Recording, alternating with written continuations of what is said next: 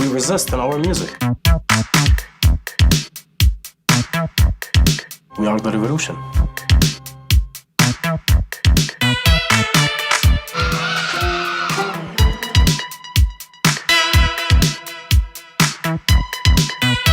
The people in the West Bank, it's rebirthing the Palestinian community again. We can do it!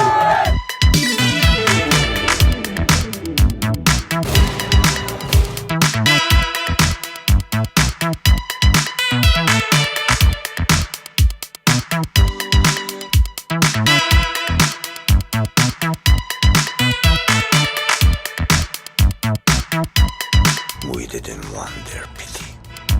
What did you want? We wanted to go home.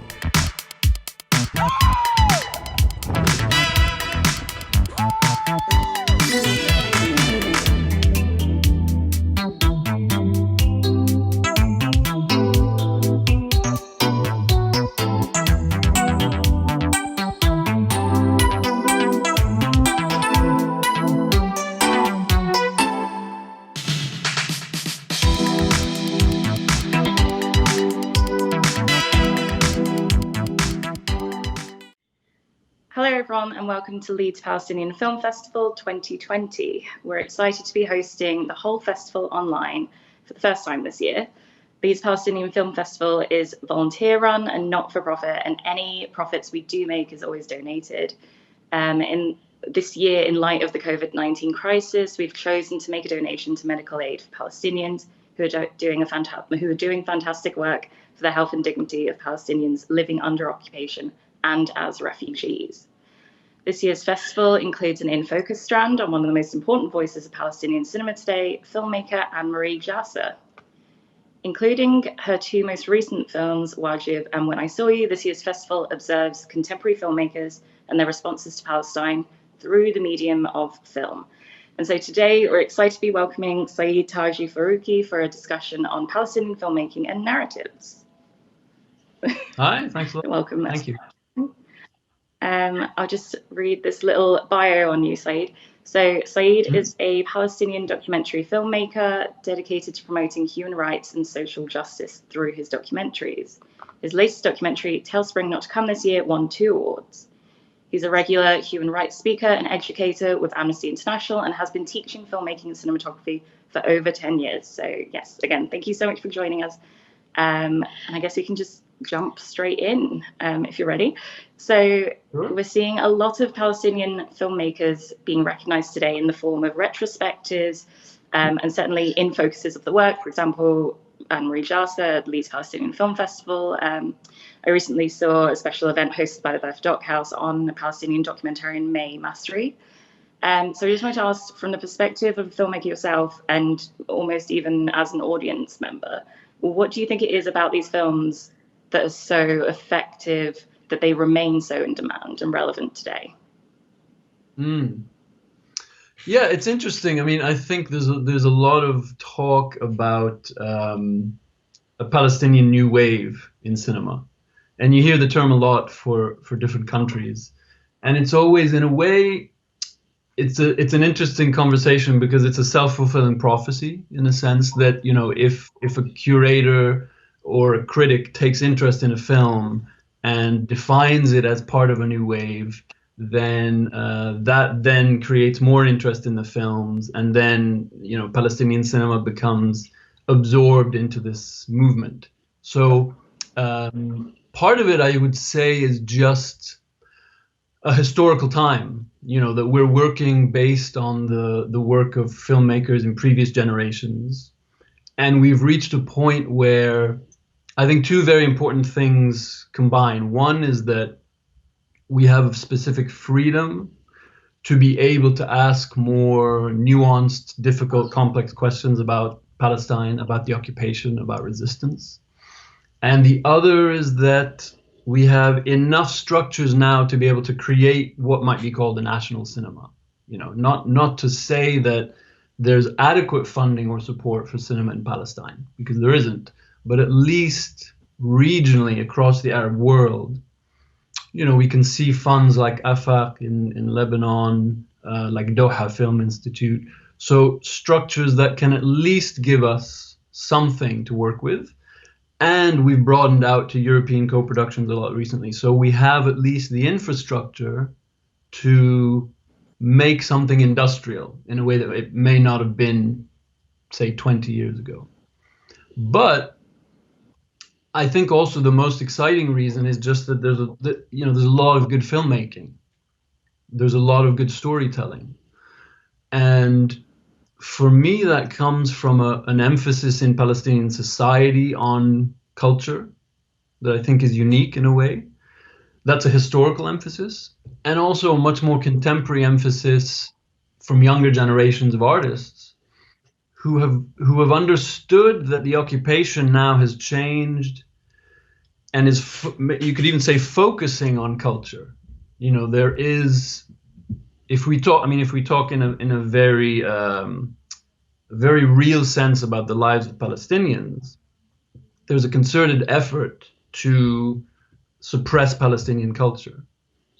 And once we realize that political occupation and our resistance has taken on a cultural dimension, so our culture becomes important, our culture becomes essential.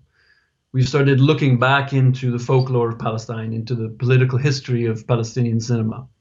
We're more interested in trying to develop a Palestinian vernacular in filmmaking rather than just, for example, copying Western cinema or copying European cinema. So it's also a moment of the form of resistance changing to the point where, for myself, certainly, and I think for other Palestinian filmmakers in my generation, we consider cinema to be part of the resistance. You know, we really consider the camera to be a weapon that can be as effective as a gun, that can be as effective as the political form of resistance, you know, that can be as effective as chants in the streets or demonstrations or protests. Yeah, that's amazing. Thank you so much. I feel like there's so much to unpack from what you've just said. But I feel like one of the first things you mentioned was nuances. And it just kind of made me think of, I mean, the reason a lot of people celebrate Anne-Marie Jasser's films is her ability to bring a certain nuance to the screen and to audiences that they might not have expected. So I'm thinking of films like Wajib, which is kind of, it's about, you know, a father and son traveling, like a road movie, your classic kind of road movie that's, you know, funny, but it's also very kind of like political in its own way. And so this kind of like celebration and nuanced approach of like representing a community that like lives under occupation, I feel like it's kind of like it comes in a long line of contemporary Palestinian filmmakers also doing the same thing. So, I mean, you've mentioned before to me that your films don't necessarily take place in Palestine, but they still allude to Palestine.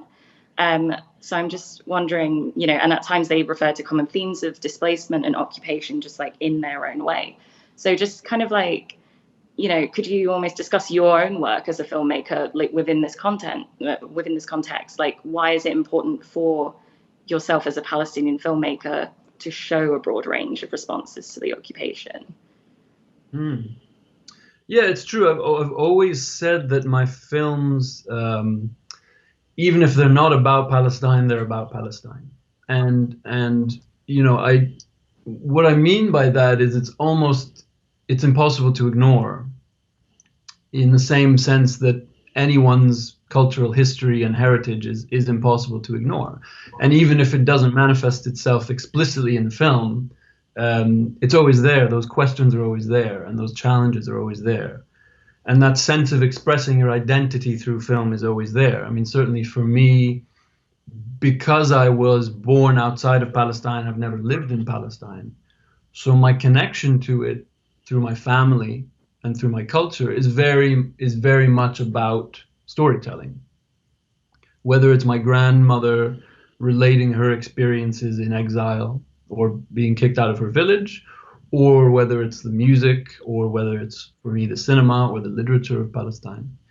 So I think we are also historically in a unique moment where we've passed through these very distinct events that broke us away from the militant cinema of the 1960s, which is kind of where you can define the first wave of Palestinian filmmaking in terms of an attempt to creatively tell a story through cinema.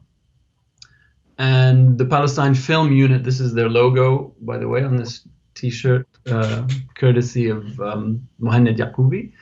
The Palestine Film Unit was, considered a militant cinema movement. It was the cinematic wing of the PLO in a sense, and then it became its own individual organization. But it was very much about developing an international sense of resistance through imagery. And by definition at the time, it didn't have the flexibility to dissent. It didn't have the flexibility to necessarily look inward to a personal experience. It was much more about representing a political movement.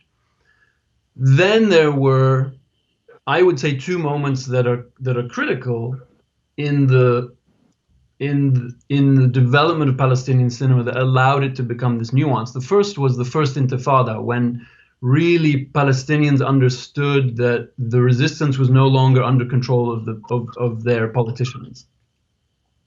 And it was taken over by individuals and by civil society. And women played an incredibly important role, which I think is essential because we also see, of the best Palestinian filmmakers, many of them are women, the ones that you just mentioned, of course, as well as in the early days of the Palestine Film Unit. Khadija Abu Ali, for example, were pioneering in militant cinema.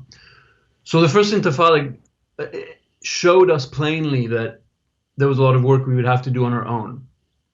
And then the Oslo Accords, I would say, was the second rupture with our with our political leadership. And after that, you really see a change in cinema that becomes much more complex, much more confused, I would say, and much more introspective because it has that freedom, it has that flexibility. And at the same time, historically, I think we're at a moment where, certainly in my lifetime, the perception of Palestine has changed immeasurably. From when I was a kid to now, that at least the basic understanding of the occupation and the genocide is there. There's a lot more sympathy for Palestine than there was in the past.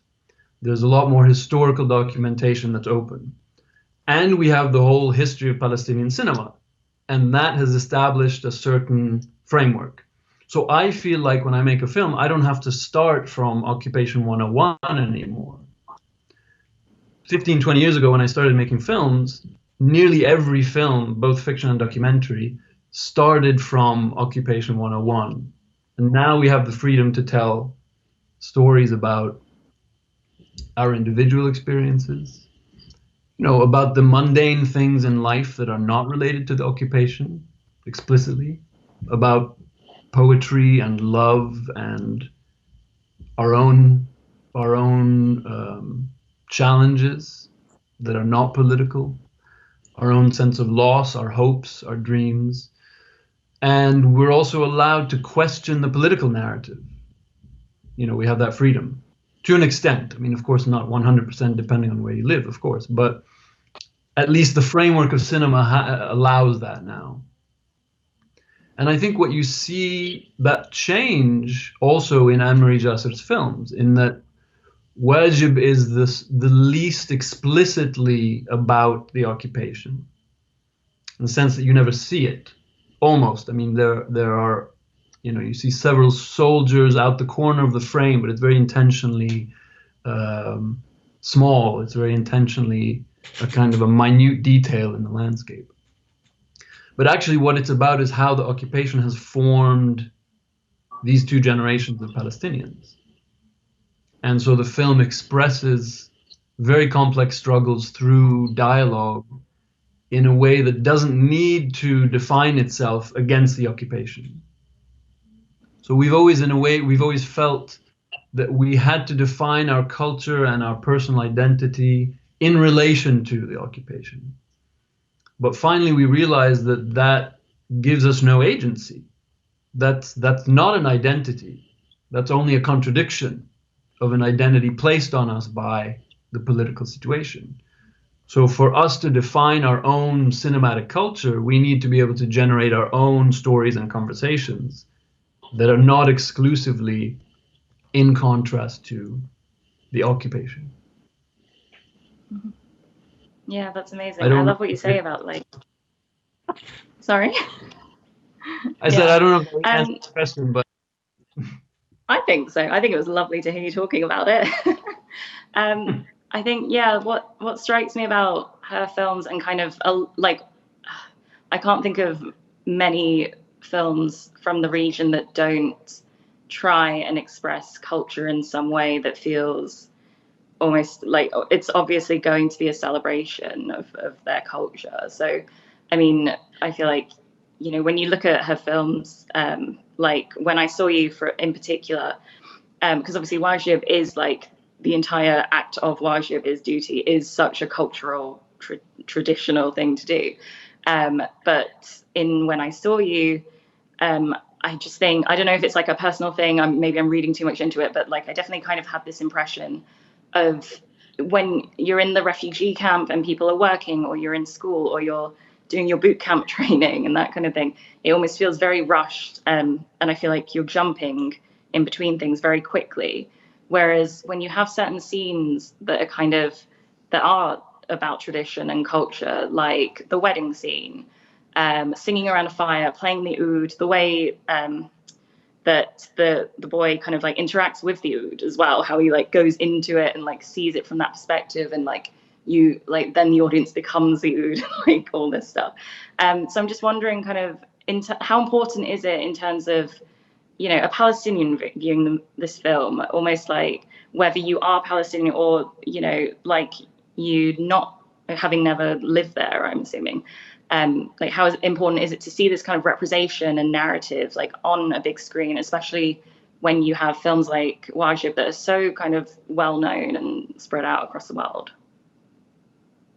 yeah, I think you're absolutely right. I think those scenes in When I Saw You are in any other cinema, let's say another form of cinema not under occupation, let's say Western European cinema, those would be the kind of the breather scenes, the scenes that give you a slightly slower pace before another moment of drama. But in that film, they have a completely different role. They're actually, like you said, they're almost elevated to these scenes that are more crucial than the scenes of training, the scenes of fighting, you know. So the scenes where the group is building an army almost become background. In the same way that the militant fight has become, I would argue, a minor part of the resistance. For me, I mean, I'm sure many people would disagree with me. So the singing scenes, and there are several, they're very prominent, and the scenes of culture in general. So I even noticed at the very beginning of the film, the mother is a seamstress, and there's a very long tradition in Palestine of dresses and the embroidery in dresses and the stories told within the embroidery of dresses. And so, like you said, for Palestinian audiences, that's something that we would recognize as a very distinct symbol of Palestinian culture. So you have the music, you have the oud, you have the dancing, like you said.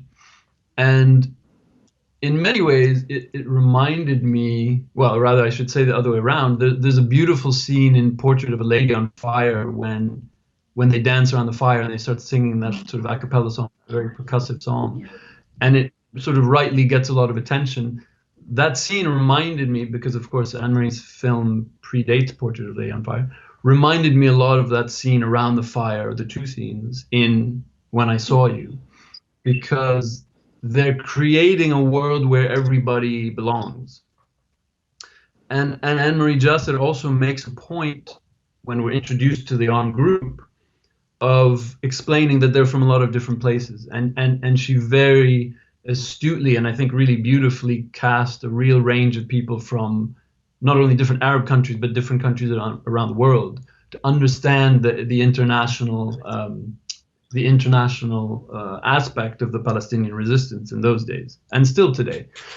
So that moment of music is a way of unifying everyone under a cultural banner that in some senses is more powerful because it's diffuse, and it's a song that enters your mind and repeats there and lives in there, no matter where you are or where you go.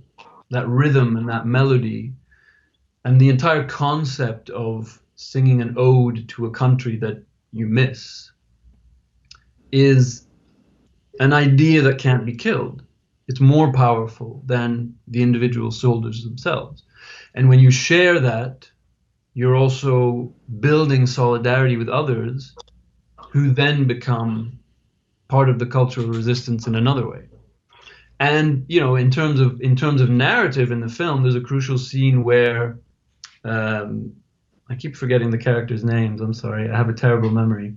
Tariq is the kid, and Tariq, where finally Tariq finds Tariq in the camp, and they share the music with the armed group.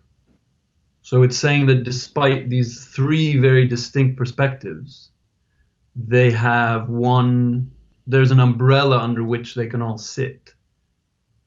And one of the things that's so powerful about cultural resistance is that it can appear very innocuous. It's very easy for people to say that this is only music or that we're only making films. But I genuinely believe in cinema as a weapon.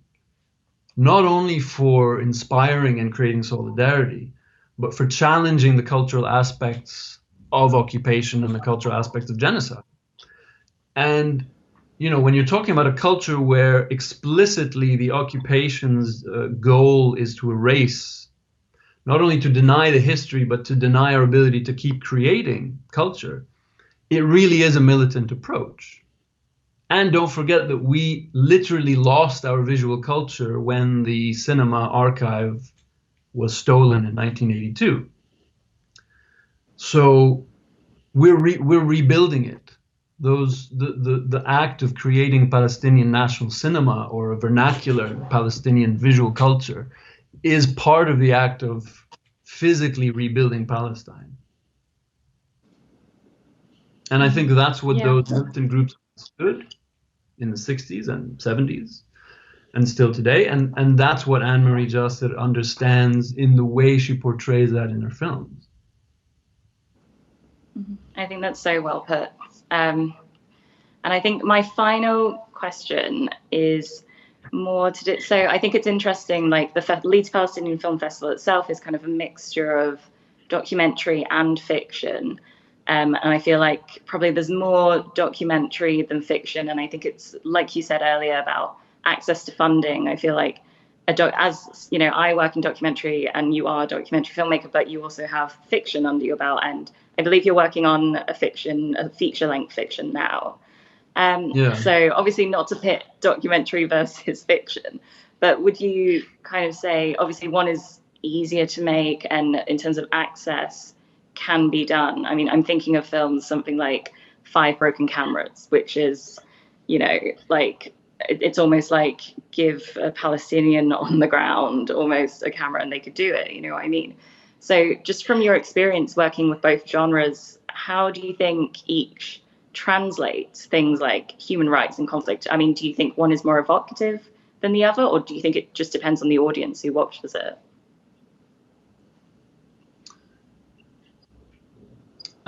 For me, I don't feel a difference in my approach to storytelling, and both of those inform each other for me. So I feel like my fiction has made my documentary work a lot better, and my documentary work has made my fiction a lot better. I think the major difference is how they're perceived. I mean, commercially or industrially. People still generally think of documentary as a form of information, but they think of cinema, at least potentially, as a form of art. And I don't believe in that distinction. I think it's very reductive. And I think some of the most creative films I've ever seen and some of my favorite films are documentaries. And they're creative documentaries in ways that play with our perception of reality. And there was a moment in the 90s when Palestinian cinema had a very distinct sense of introspective documentaries. You know, that there was you could almost say a movement of documentaries about the making of the documentary, because suddenly we were able to make films, but still under a lot of restrictions. And so the challenge of making the film and the challenge of representing yourself visually became part of telling the story, which, you know, in a movement that I think you could say is analogous to the neorealist movement in Iran, that was very much about the making of the film, that process. And for similar reasons, I would say. But now that there is a very long history of both Palestinian documentary and documentary about Palestine by other people, there's a lot of those roads that we don't need to tread anymore. You know, and I think Palestinian documentary now is becoming a lot more creative and unconventional, and playing with the conventions of documentary.